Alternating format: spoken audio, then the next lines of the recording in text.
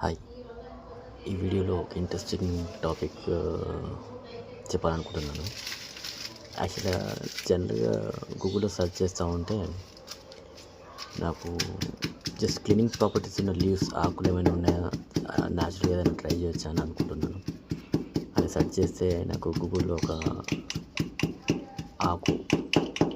చెట్టు ఆకుది cleaning enzymes అనేది properties ఎక్కువ ఉంటాయని చెప్పి దాంట్లో గూగుల్ చూపెట్టింది.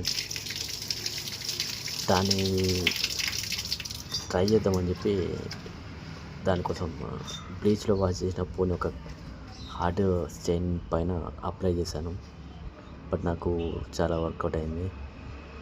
నాకు కొద్దిగా షాకింగ్గా కూడా అనిపించింది, ఎందుకంటే నేను పెద్ద స్టెయిన్ ఏం తీసుకోలేదు. అంత పెద్ద స్టెయిన్ పైన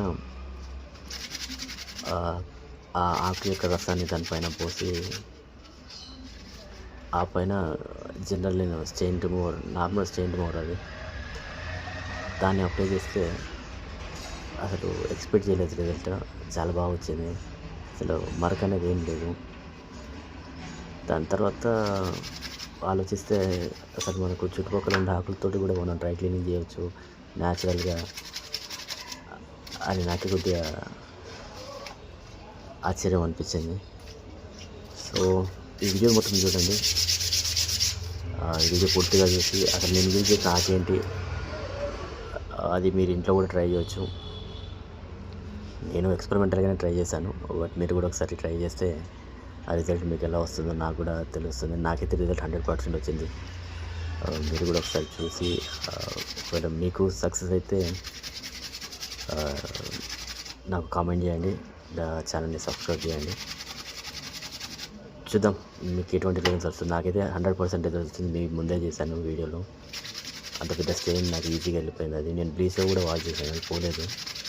బట్ ఎప్పుడైతే ఆకు రసాన్ని దానిపైన పెట్టిన తర్వాత కొద్దిగా స్టెయిన్ అది డెలికేట్ అయింది. తర్వాత నేను నార్మల్ స్టెయిన్ రిమూవర్ వాడినప్పుడు ఆటోమేటిక్గా వెళ్ళిపోయింది.